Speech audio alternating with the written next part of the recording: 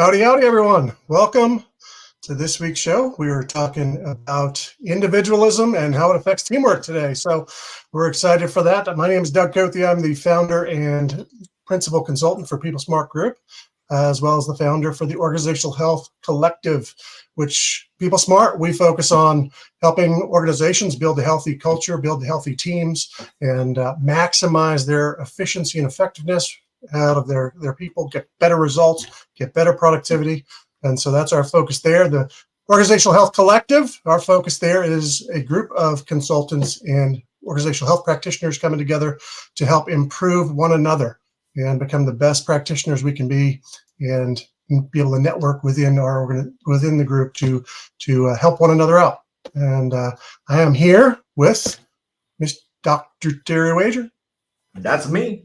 Dr. Terry Wager, Generator Consulting, and I do a lot of what Doug does. We do it different ways. We have different points of view, different educations, but one thing we have is agreement around the idea that if you got good teamwork, you got a good business. Yeah. I would also say that if you had a good product that you're selling or a good service that you're providing, that probably helps.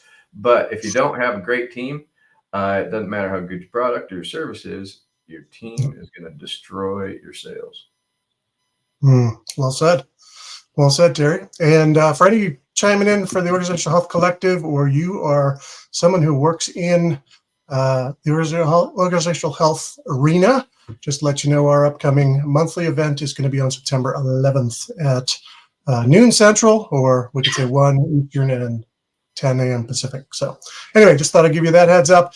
Today we dive in on this question. We live in a culture that promotes radical individualism, promotes the idea of it's all about you, it's all about number one, look out for yourself.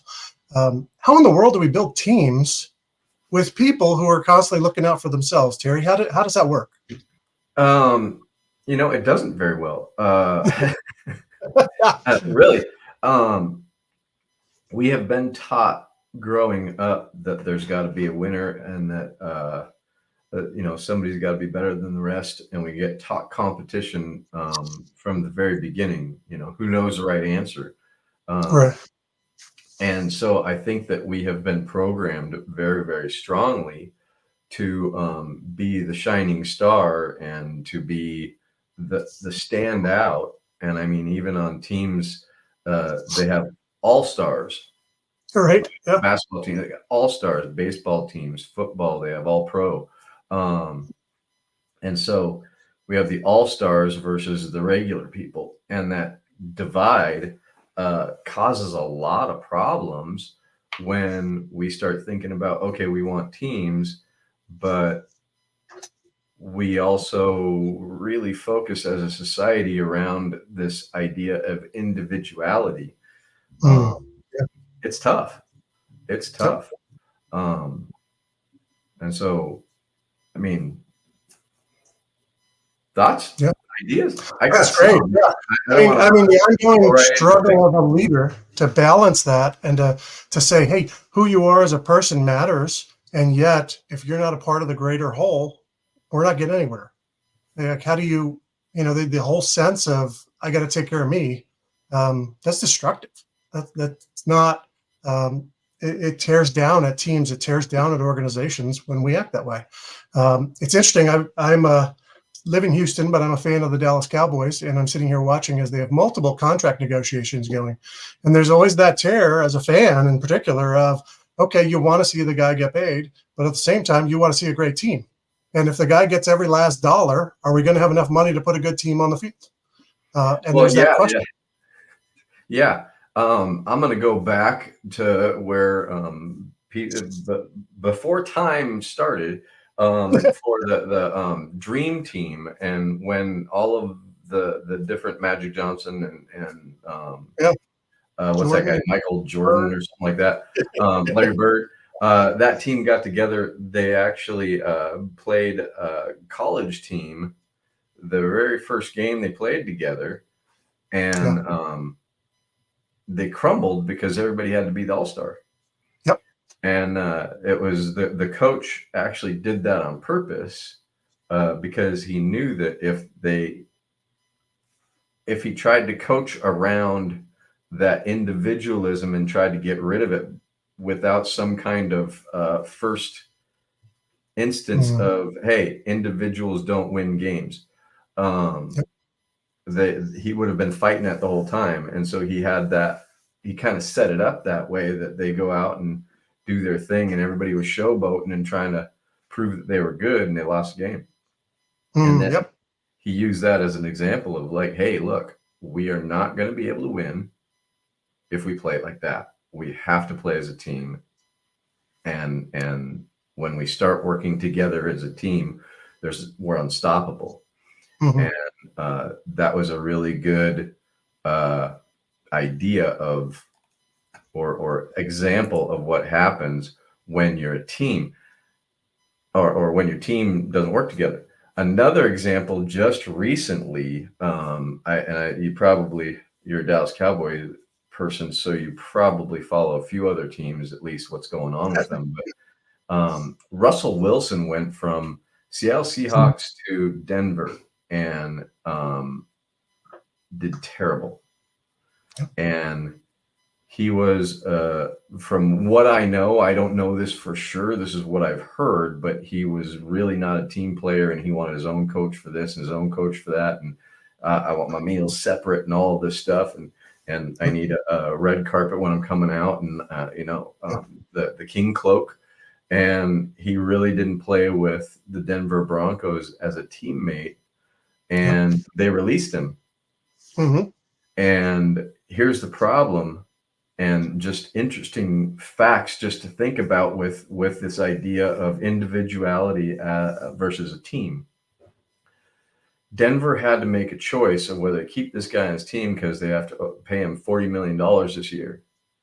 And then they said, you know what? We'd rather let him go and pay the $40 million than have him on our team. Yeah, that says a lot, huh? That says you do not be here. And he was a great quarterback for Seattle. Yeah. Not so much for Denver. No. Because it was all about him. And I think that the team kind of in Seattle, the team rallied around the team being, it was all about the team, Russell being the head of the spear, but everybody worked so well, and he wasn't that when he started it. And so he moved into this head of the spear kind of idea, but he had so much talent on the Seahawks when they won the Super Bowl, and then they almost won again. And so he didn't showboat the same way, but when he went down there, he thought he was going to do the same thing, and he didn't have the relationships. Right. Yep. So very if you don't have relationships, you can't be a great teammate. Yep. So true. Well, and I love both your examples bring out the need for humility, right? In order to be a great team, we've got to have some humility. We can't think it's all about me. I can do it all. I don't need you people. I'm glad you're here to ride my coattails, but I can do it all. And you see the humiliation of losing to a college team for the dream team brought them down to earth and brought that humility to go, okay, guys, as good as we are individually, if we don't work together, we stink. And you got to figure that out. You got to get that message, and you got to understand that we need each other. And until you get to the point where you realize we don't accomplish great things if we don't work together. Yeah. And this really is for whatever business that people are in, whether they're a solopreneur or they've got a partnership or they've got a small team. Every one of them have to think about, how am I as a teammate to myself first? Am I beating myself up? Am I tearing myself down? Am I letting myself off the hook too much? If I'm the solopreneur, am I working with the people that I'm contracting with to do my website or to do my marketing or am I working with them as a teammate, or am I just being a diva and really paying attention to how we're working with others and in fact working with our clients? Are we working as teammates, or are we having this idea that they should have to do this and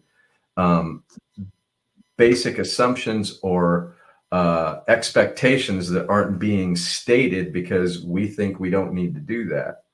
Yep. And when we look at that, and personally, I can tell if a business is really working as a team or not by the feel of them, as well as the success of how well they're doing. Yep. Yeah. And unfortunately, there's some companies and some business, some areas where they can be somewhat successful and they get duped into thinking, wow, we don't need to work on that. And yet the reality is they could be so much more successful if they really would work at it and they would really dive in, because honestly, the synergy of a team is always going to outperform the group of individuals. It's always going to. Absolutely. And so if you're not working together as a team, you're duping yourself if you think you're getting everything you can out of your group. Yeah. One of the questions that Christine and I always begin any of our talks with is, who are you letting down by not living up to your potential? Wow. And the funny thing is somebody who is more individual focused is going to be like, oh, well, my team is holding me back from living up my potential. Right. No, that's actually not living up to your potential. If you're on a team and you're trying to do individualism, you have to actually surrender your individualism and take your potential and move it towards the team and see how you can be of service. Because when we can do that, we can actually move forward faster. Yep. Yeah. And one of the things that I think is key in that whole humility factor and that whole sense of, hey, you got to see your gifts as a part of the bigger, larger whole, is we need something bigger than ourselves that we're aiming for, right? We need that shared vision or purpose. And far too often, leaders aren't cultivating that. All they're cultivating in people is, well, you get your job done. And frankly, if you're on an assembly line at Ford and your job is to put on a bolt and you don't realize what comes out the other end and what impact it makes on people's lives, your life is your job is going to feel meaningless. You're going to become less productive. There's a reality of, hey, you got to give me some picture of, hey, one, I'm building a vehicle and that vehicle goes to a family or to a person and it impacts their life. And until I grasp that bigger purpose and that bigger picture, I'm not really thinking about working together with the guy next to me on either side on the assembly line. And unfortunately, we've got that myopic in a lot of our work, where it's just like, okay, as long as I show up, check my box, do my work, I can go home and I don't really care. And as long as you don't heap more work on me because someone else didn't do their job. Right. I'm the bolt setter. That's all I do. Really doesn't matter. Yeah. But if I don't set that bolt right, guess what? Family might die. Kids might die because it came off and it didn't, the vehicle didn't operate the way it was supposed to operate because I didn't do my job well. Right. And if we're thinking about like that, we're a team player. We're moving towards team playerness. But if we're thinking like, I put the bolt in, I did my best. They went in. I have no idea if I did it right or not. I'm just stick this thing in there. As long as I get my paycheck, then I'm good. As long as I get my benefits, then I'm good. As long as I'm getting what I think I should get, then I'm good. Yep. And if we have we have that focus around the idea that as long as I'm taken care of, then I don't care about the rest. I'll do whatever I'm supposed to do. One, they're going to be moving on real quick because as soon as they don't get what they want, they're out. And that's basically, I am set for a tantrum. And being set for a tantrum is no way to work anywhere, whether you're working solo or with other people. It's like you're setting yourself up for misery. Yeah. And I think a key piece for leaders is that attitude is as much on you as it is on the worker. It's both. It's not either or, it's a both and. One, the worker has to be able to go, hey, I'm part of something bigger. This isn't just about me. They've got to come in with that attitude. But as a leader, you constantly have to be putting the big picture before them. You have to be helping them understand the impact they're having that's beyond putting a bolt on. You have to help them understand the larger impact, to care about the guy you're working on either side, to care about the safety of a vehicle if you're building a vehicle, to care about the people who will drive that vehicle. You have to build in that bigger picture day in and day out and day in and day out. Otherwise, again, they're going to get focused on, hey, this is all I do, is this task. Yep. And once it becomes that, hey, it's all about me. What do I get out of this task? I'm trading this task for something, which is my pay and my benefits, and you leaving me alone. Yeah. and it's interesting because they we get so focused on either minutia or big picture, we forget about the connection between the two. Yep. And the reality is all of the minutia of and the weeds of whatever has to be done in order to meet the big picture. But if we forget about the big picture, then all of the things that we have to do are going to be splintered, and they might get done, but nobody really knows why they're getting done or what the real purpose is behind them. And Yep. it becomes very disjointed, and you can see a lot of times, even calling a business in a service-based business and asking them about a problem that you're having or whatever, you can see the disjointedness because, oh, that's not my department. I don't. Can you transfer me? I don't know who to transfer you to. Or they transfer you to the next person. They go, yeah, this is the wrong department. Oh, transfer the wrong department. Transfer the wrong department. Yep. Now, as the end user, have been transferred 2, 3, 4 times and still don't have my answer. But I do have a very big resentment against whoever the hell's transferring me. Right. Yep. And it doesn't matter where they are in that business. They have the name of the business as who I'm directing my frustration at. And if you have that too much, your business is going to suffer because everybody's going to talk about their lack of customer service by being transferred all the time.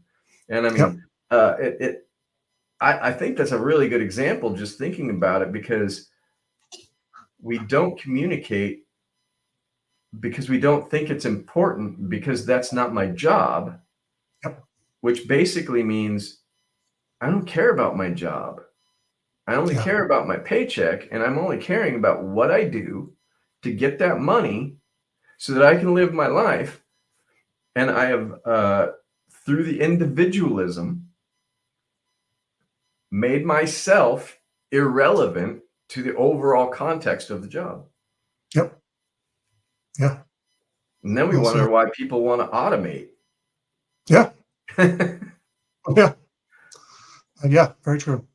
Well, and I think part of that other key piece is you touched on communication. I'm going to jump from there into more of that, because I think the other piece is giving your people a voice, right? And so all the way down to the guy who cleans up the shop after everyone left, right? Oh, well, guys, there were a whole bunch of spare parts on the floor last night after you guys left. I don't think those were really spare parts. Something didn't get put in right. Now, if that guy doesn't have a voice, oh, guess what? That car goes out, crashes, or whatever it is, doesn't happen right, right? So it should be that everyone in the organization has some input, some way of communicating, and there's just open communication, and being able to build those channels is vital. And them thinking, hey, I could have an impact on this thing, right? So if I see something, I call it out, they're going to listen to me. They're going to hear me. Or if I see a better idea and I call it out, they're going to listen to me. Hey, you know what? Putting the bolts on this way really doesn't help. But if we did this instead, this would work better. Oh, wow, cool. Thank you. Well, who knows your job better than you but you, right? So yeah, let's get your input.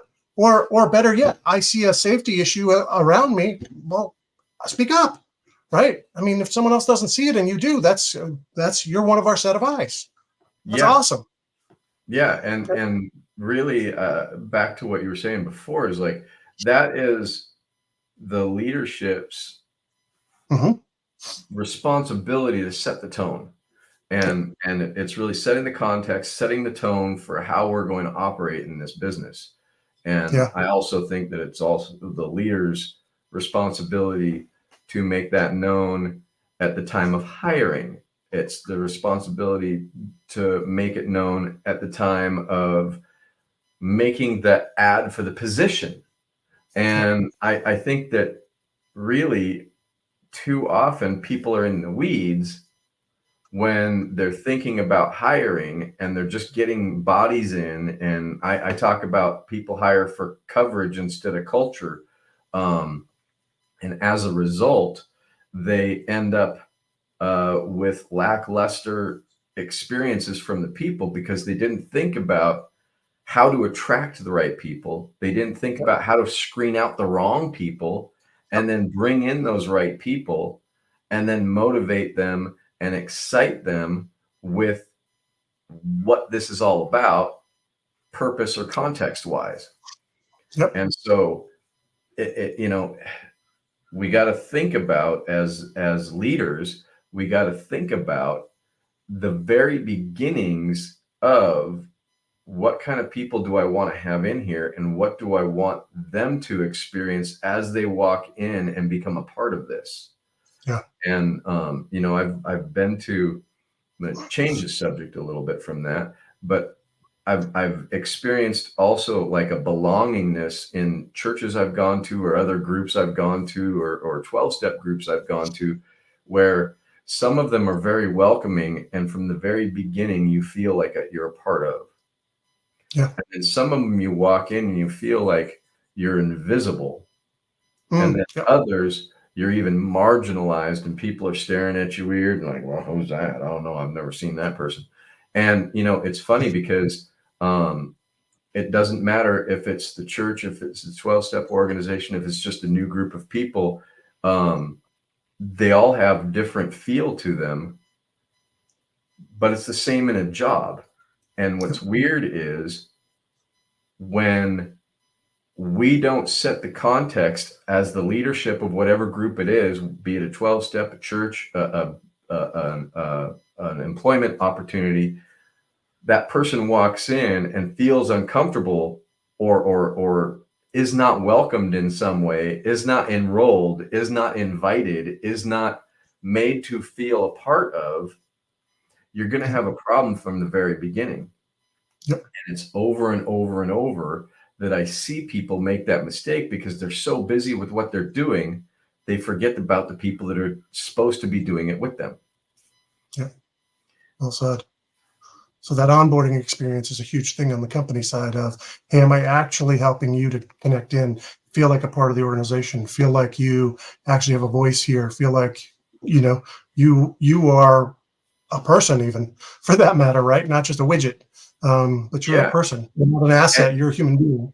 And I think that what you just said is probably the point I was making, but I'm going to say it again, is the onboarding is an enrollment process that starts the person who's walking into a new environment protected. So they're already individualistic. I'm walking into a place. I don't know people. I don't know what's going on. Sure, I got some skills. So I'm going to try to show them off to prove that I'm worthy of being in this place because I want to get paid. And I'm also going to make sure that I'm protected so I don't get attacked because I don't know these people. And so if I'm walking in trying to prove myself in one way and protecting from being attacked in another way, I am 100% walking in with an individualistic attitude and focus. And what has to happen from the leadership is to really intentionally target the removal of the individualistic protection and proving, and say, hey, you're safe here, and we want you to be successful. We want you to shine. We want you to be an all-star among all of us all-stars. And so you don't need to prove yourself. You don't need to protect yourself. What we need is a team player coming in here to contribute to the culture and contribute to the job and contribute to our overall success. And if the leadership can do that, we're going to see a whole lot of difference in those people that walk in with the skills and the attitude to be the team player. That's great. So thinking of the leader who's listening to you right now, Terry, I wonder if the question would be there, like, okay, so what practical things would I actually do to break down the defenses and to help them feel safe? What practical things could I do to make them realize, guess what, you don't have to put your best foot forward here. You're okay just being. And it's okay that you're going to have some ramp up in terms of your understanding of things around you. You don't have to try and put on a front. We get that. We understand. And we're with you and we're for you. We're not here to critique you. Well, again, I think it starts in the advertisement or the recruitment materials, letting them know what we're looking for and who we're looking for, and saying that, hey, we only accept the best. So in that kind of article, if you do, I mean, if you accept B, C, D kind of level players, then say that. But I don't think I would if I were you.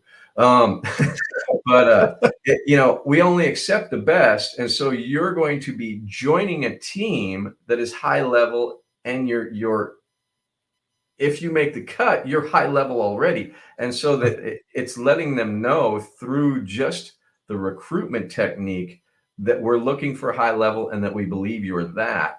And then through that, begin in the interviewing and the connecting to have that shared excitement about what we're trying to do, and really make it all about cultural fit and make it about shared vision and shared behaviors that we value, and really push on the culture first and foremost around what we're looking for and what's going to be acceptable, and let them know that we're bringing them on, or we're thinking of bringing them on, because we already know they're good. They don't need to prove themselves. We know it. We see it. You're interviewing because of it. Right. And so your proof has already been done. Now it's about how we fit in the system. And then we want you to actually be able to see the system, experience the system, and then take your place in the system as we move you through, and a continuous enrollment idea. And the other piece is really having everybody that's already on the team speaking the same language. And so when we do that, everyone is enrolling and everybody is congratulating. Everybody is excited about having that new person in, and encouraging the open communication around that. Encourage the vulnerability from the team, because one of the things that I really like to make sure is everybody's transparent, open, vulnerable, however we want to put it, about what's going on, what they're strong at, what they're not so strong at. And as we do that, really encourage that person to be as vulnerable, open, and willing to communicate, to talk about what their drive is and what they're excited about, and talk about what their limitations are. And it's that hungry, humble, smart, and really making that live in the team. And when you do that, you're going to see a whole lot of difference in how people get up to speed faster. You're going to see them get comfortable quicker. You're going to see them not protect themselves, but really dive into making things work better. Yeah. A couple observations off of what I heard from you. But obviously, I heard the idea that you're a peer already. You're entering in as a peer. You've already broken over the permission to play values that we have here. So you're good enough to be here. You're right in here with a bunch of peers. And so you don't need to worry about, hey, do I have what it takes? We already told you have what it takes. And being able to put that in words for them and remind them of that, and help them realize we're here because we think you're right in, you fit right in with the rest of this team. Two, I hear you say is, okay, that's got to be more than just the interviewer says the right words and maybe the onboarder says the right words. That's got to be everybody. And that's where the breakdown of a mediocre culture gets you in trouble, because people start getting mixed messages. And we're not all on the same page, and we're not all going the same direction, and we're not all driven by the mission and vision. We're not all living out our core values. And so the things we'll communicate as someone not a part of the process will be very different than the people who are part of the process. And so you start getting those mixed messages. And that's where that coherence of a culture is utterly vital, because we're gonna run together really well, really quick if we're all on the same page. But if we're not, that person's chances of integrating into the right fit in that culture is, marginal. It's marginalized, questionable. It is. And it's interesting to see when a team does this really well, and when they haven't. And I work with a team that's doing that very well right now. In the past, they hadn't. And you can tell right away, either the leader or some of the other people, you can hear the apprehension in, well, we'll see what's going to happen. And it's that we'll see. And then they go from we'll see to hopefully. And this is some language. If you hear the we'll sees and you hear the hopefullys in your language to the other people who are part of your team that's already working really well, that's a problem. Those are big red flags, because hopeful is a bad plan, and it's a very, very strong signal that you are not confronting something that needs to be confronted. because hopefully is always followed by it will be taken care of later at some date or time, or some situation will fix it. And so Yeah. hopefully means I'm not doing it right now. Yeah. Yeah. Yeah. Hope is not a plan, right? You No. said that well. I like that. Yeah. And just realizing as well that the message and the culture building and all of that stuff isn't a one-time deal. Like you've got to be you got to be iterating. It's got to be something that is constantly before your people, so that you know that everyone's on the same page. Not that you're hoping everyone's on the same page, not that you're hoping everything's moving in the right direction. You know. And another piece of that, I would say, for a leader, like thinking of a CEO, is guess what? You got to get out of your office and you got to get out of the C-suite. I love the examples of people like an Alan Mullally, who was constantly out asking people at Ford, anyone and everyone in Ford, well, what do you think we need to do differently? What do you think's going well? What do you like? What do you like here? What do you not like here? Or I think of other people like the example I've heard of Frank Blake when he was the CEO of Home Depot, and he was constantly reaching out to those frontline people who were down in the stores and having. I mean, I forget how many emails it was a week that he sent out to people who were at the front lines, and was constantly communicating, constantly touching base, constantly checking in.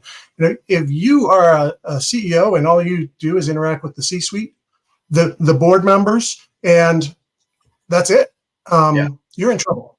Yeah, because you have no idea what's going on in your organization. Yeah, and Starbucks was a really good example for a long time of a very healthy culture, and Howard Schultz was always in the different stores, and he had trained all of his upper people to be in the stores, and for partners to be partners. And so the workers there were called partners. They worked together as partners, and they always were focusing on lifting each other up. And I mean, the whole culture was built as this idea of the third place. And so you had work, you had home, and then you had Starbucks as the third place. And the idea that, he lived that. And every time he left that C-suite position, he stays as a chairman of the board, or has a board position pretty much all the time. But every time he steps out of the leadership role and somebody else takes over, you can feel the shift of that business away from the third place. And you can see that the focus of culture versus focus of money and units changes dramatically when he moves out of that leadership position. It's amazing. I've never seen anything like it. But we've, Christine was in Starbucks for 19 years, and we watch it very closely, especially when we hear, oh, Schultz is coming back. Well, why is he coming back? Because when he leaves, the whole thing shifts, and it shifts for the worse. Yeah. Well, and it's an interesting commentary as well, that someone like Schultz, who is very, very natural at engaging in that way, oftentimes can be blind to the fact that he hasn't really fully put people behind him to step into his role who actually are the same way. And so sometimes when something is our giftedness and our skill and our normal way of leaning into the world, we don't actually develop it in other people because it's just natural to us. We don't know the difference. And so again, this is where, as leaders, you've got to see that the things that are your natural gifts have to be coming along in the people behind you, whether that's natural or not for them.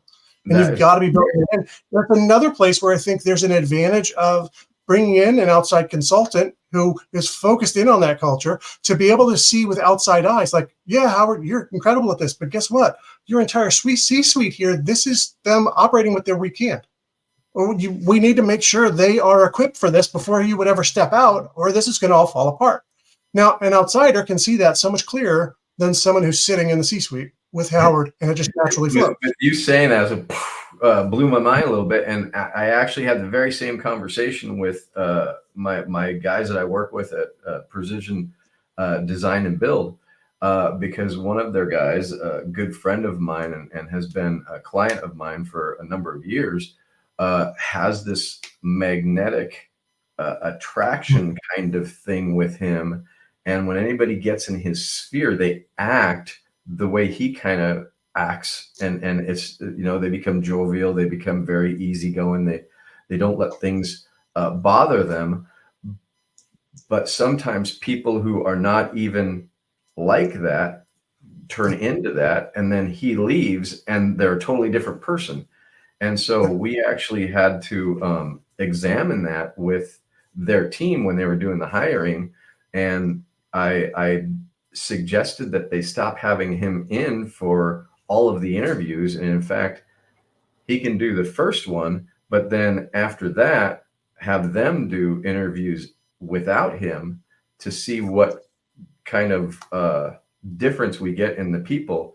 And it's amazing because he and I'm pretty sure Schultz isn't like this too, but it creates that blind spot that you're talking about with Schultz. Is he doesn't know that they're any different because they're always that way around him, because he invites that from them.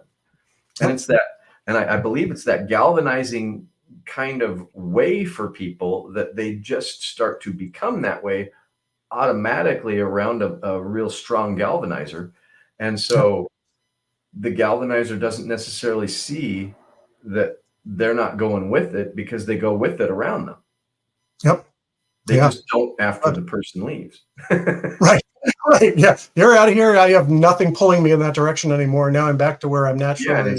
Yeah, and further, it's not because the person doesn't want to be that way. It's just the person is being influenced to be the way the galvanizer is.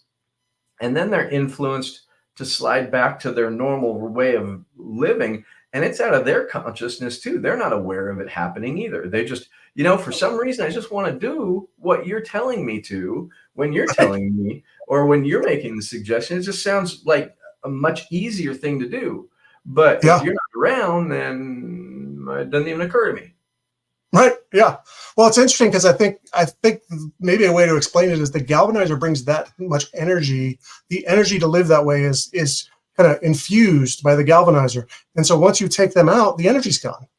Yeah. And so now it's like, oh, that's a chore to do that. And it's not natural for me to do that. So path of least resistance. I'm right back to where I naturally live rather than where that galvanizer brought me so well. So what I think is the take-home message is make sure you have galvanizers everywhere that are doing the same thing, wanting the same thing, and then you'll never have a team problem. No, that's not exactly the take-home message. That's funny. Yeah, no, but not exactly. Yeah.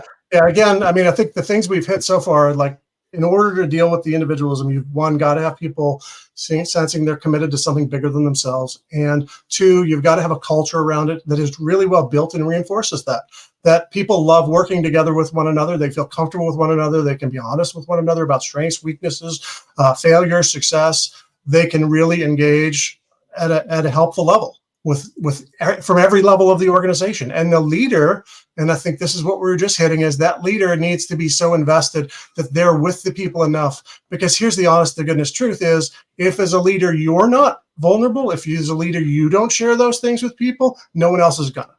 You're gonna be the one who is the cap on the culture, and you're gonna be the reason that other people don't invest and go that way. So even if you're in the C-suite and you could be the most vulnerable person on the planet in the C-suite, but you never get outside of the C-suite and people don't know you're that way, as far as they're concerned, they're scared of you because they don't know you. They need the connection. They need the trust. They need the relationship to have seen you to be able to go, oh, wow, he lives what he says. Yeah, these are our core values, but I get to actually see him live it.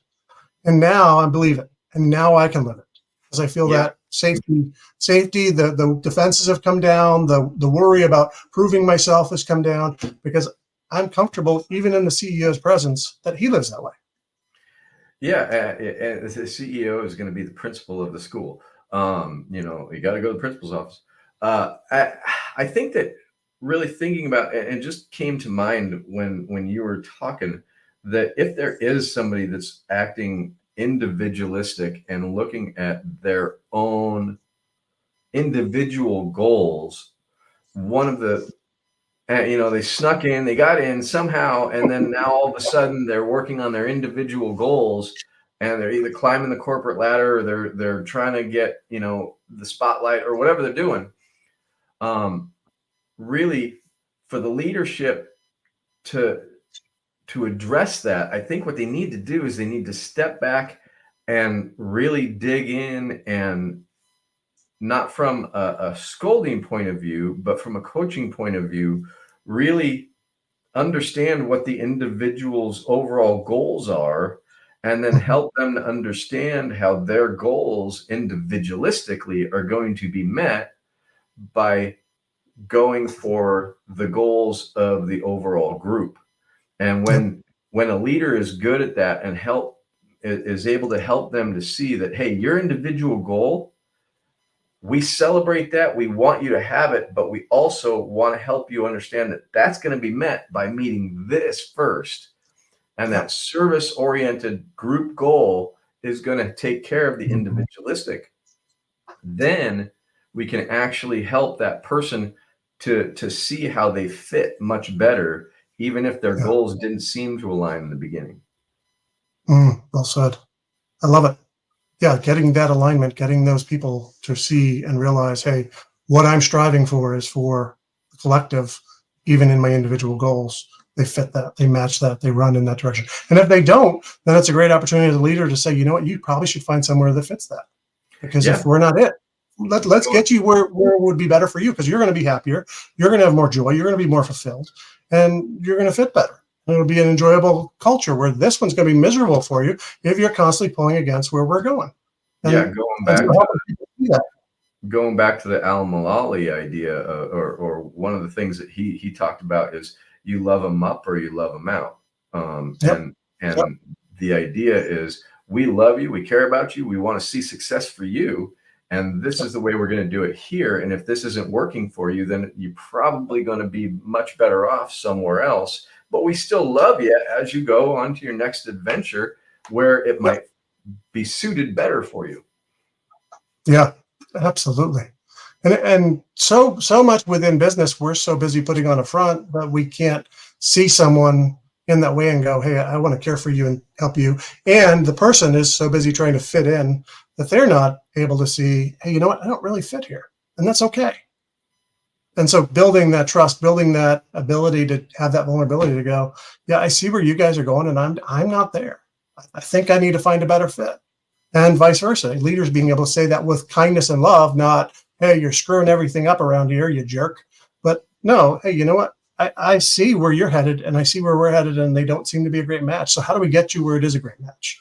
How do we help you out? You can live that way. You just can't do it here. You just reminded me of, I was working at a restaurant, shall not be named, before I started working for Pacific Coast Restaurants in the 90s. And I was working for this restaurant, and they were really handling things poorly. And they were microwaving things that shouldn't be microwaved, and not really taking care of the way I kind of saw is the way you should run a restaurant. And I was starting to complain about it to the people that were running the line. I was a line cook at the time, and hey, we shouldn't be doing this. We shouldn't do that. No, this is a bad idea. And I got more and more disgruntled within a few short weeks of this happening. I don't know why, but they just went from doing really good work to all of a sudden they let their standards slip. And I started getting louder and louder and louder. And they pulled me aside, gave me a little pink slip that basically said, you're no longer working here. And there was such a relief at the same time as, oh shit, I screwed up. Wait, no, I'm really glad I'm not there anymore because I don't fit. Right. And then I went to my position at Pacific Coast Restaurants, which was in this area, Stanford's Newport Bay, back in the 90s. And they were such a phenomenally different organization that really cared about standards, cared about their culture, cared about how they presented themselves, and each person in their own integrity would make sure they're doing their job right. And there was a guy named Bob Farrell, who was invested in the company, who was very, very big on, he's got a talk on YouTube called Give 'em the Pickle. And it's all about customer service. And these guys embodied that. And the fit that I had when I got there, and I mean, I went in to get the job. I lied, and I was like, I'm better than anybody in that kitchen. And I had no idea really what I was doing. but the guy believed me and he gave me a chance. And later I talked to him and he's like, no, I knew you didn't know what you're doing, but I really liked your confidence. So I was like, all right, well, I thought I got over him, but you know, the point is that the difference in the cultures, I just didn't fit at the one restaurant, and I caused problems for them in how they were doing things because they wanted to do things that just didn't fit with my integrity. And then I went to this other company and I fit right in. Yeah. And they helped me, one, grow as a cook, grow in my abilities. And that was also the time that I was having the drug and alcohol problem. And they helped me get clean and they helped me have a safe place to be as I made a transition into actually doing something better for my life. And ultimately, that company that I moved to, I would give them a lot of the responsibility for me becoming a psychologist and making a lot of changes for a lot of other people or with a lot of other people. And it was that cultural fit. But they also told me that this is the way it is and you got to do it this way. Otherwise you won't fit here. And I'm like, okay, well, I'll do it your way.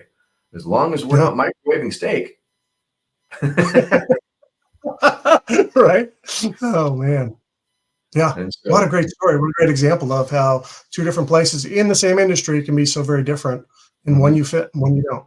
And also I love that your story includes the life impact, that it's not just, hey, you know what, you didn't just impact me as a cook in a restaurant, you impacted me going forward, even in my future, even in who I would be as a person, even in how I would impact other people. You were impacted through that culture. And I think that is a short-sighted reality that goes on within business culture as well, is we're thinking, what can we get out of you if we do things, if we build the culture a certain way? But it's not just that. It's what type of leaders, what type of people are you producing that both are benefiting you internally, but eventually are going to be benefiting the surrounding community, the surrounding businesses. That sense that your lives are changed by great companies. Well, and that's one of the things that really drives Christine and I with our training company when we're training managers, because we work with some Subways and some other quick serve restaurants and things like that. But we really want to focus on the idea of, we're not training to run a restaurant, we're training people to be leaders. And whether they stay in a restaurant business, they move into a 5-star type restaurant, they move into a Michelin star restaurant, they moved into some kind of corporate position of something else, we want to train them in order to be the leaders that can create the culture that creates the growth inside the business, but also inside their personal lives.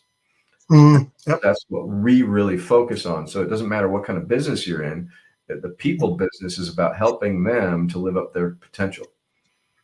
That's great. Teammate. Yep. I love it. Good to bring us back full circle. This thought had been in my mind for a moment, but I wanted us to keep pursuing that to the degree we needed to. But you started with the idea that our culture builds this idea of all stars, all pros, all this, all that, right? And the question is, what do we celebrate, right? So if I want to build a collective results environment, guess what? I got to celebrate collective results. Absolutely. If I want to build a team, I have to celebrate team players. I can't just celebrate the high producer. I got to celebrate the people who are actually living out our values, living out toward the purpose, living who we want to be as a people. And so that's, again, another piece that I think companies miss so often. We're too busy evaluating for how are you doing at producing results in this specific area, or doing your, quote, little area over here, as opposed to how are you living as one of us?